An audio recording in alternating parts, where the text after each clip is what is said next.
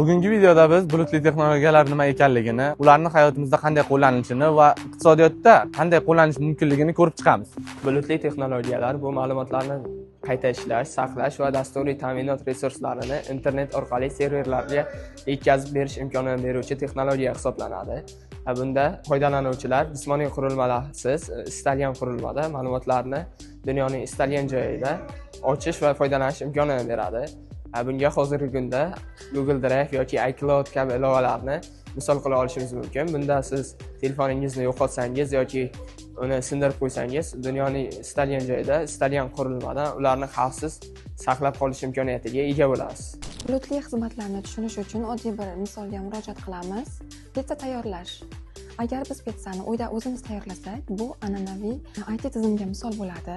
Lekin bulutli iqtisodiyotda 3 ta tanlov beriladi bizga. IaaS bu oshxonani ijaraga olishlik gap. Pech va gaz bor, xamirni o'zingiz tayyorlaysiz.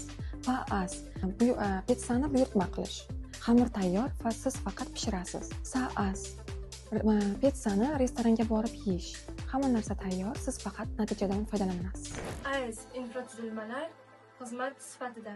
Ya'ni bu bulutli texnologiyaning fundamental asosiy qismi hisoblanib, foydalanuvchiga ma'lumotlar ombori, server xizmatlari hamda tarmoq resurslaridan bepul foydalanish imkoniyatini beradi. PaaS platforma as a service bu dastur yaratish uchun tayyor platforma.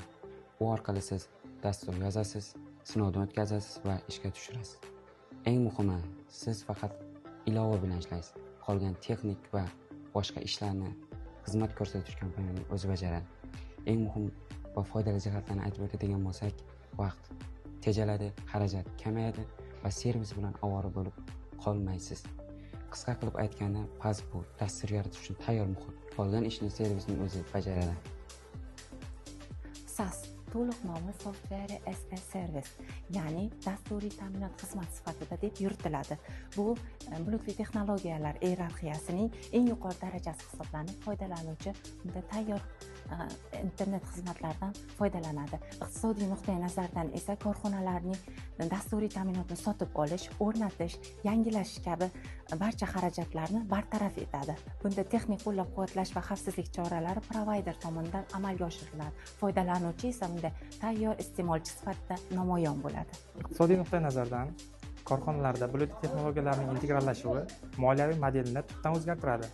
Ya'ni oldin capex model, ya'ni korxonalarda ko'proq xarajatlar ishlatilgan bo'lsa, hozir apex modeliga o'tilgan va apex modelida operatsion xarajatlarga o'tiladi. Bu ya'ni katta texnologiya va texnikalarga investitsiya kiritishdan ko'ra hozirgi davrda ko'proq eng kerakli resurslarga xarajatlarni sarflash maqsadga muvofiq hisoblanadi.